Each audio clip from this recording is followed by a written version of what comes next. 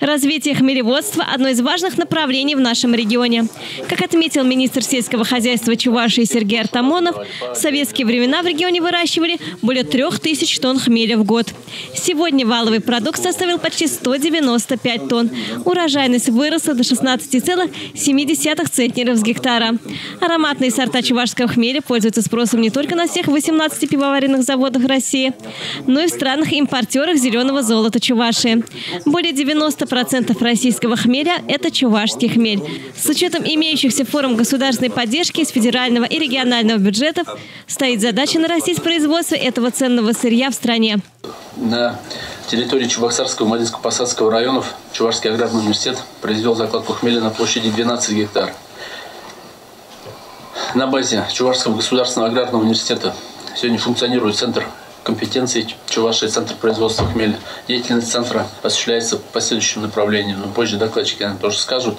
Организация курсов повышения квалификации по хмелеводству, оказание консультативных услуг по вопросам хмелеводства, по организации научных исследований, внедрения в производство ресурсосберегающих технологий возделывания хмеля, разработка и изготовления опытных образцов хмелемашин, создание новых сортов хмеля ароматного, горького и крафтового направления, производство товарного хмеля, производство посадочных материалов хмеля высоких продукций.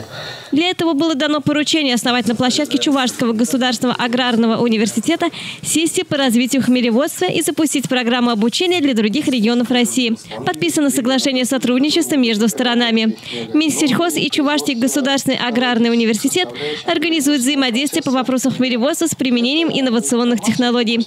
Цель такого проекта – сформировать благоприятный инвестиционный климат на территории Чувашской республики. Юридически правильно оформим между кабинетом министров и аграрным университетом о том, что мы создадим с вами такой научно-технический центр-лабораторию, который обеспечит сопровождение производства хмеля на всех этапах, включая там паспортизацию, подтверждение и так далее, и так далее, и так далее.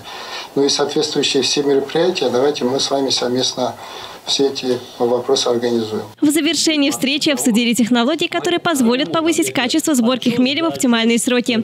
Генеральный директор ОАО «Текстильмаш» Владимир Калинин представил 3D-модель уже второго отечественного хмелеуборочного комбайна.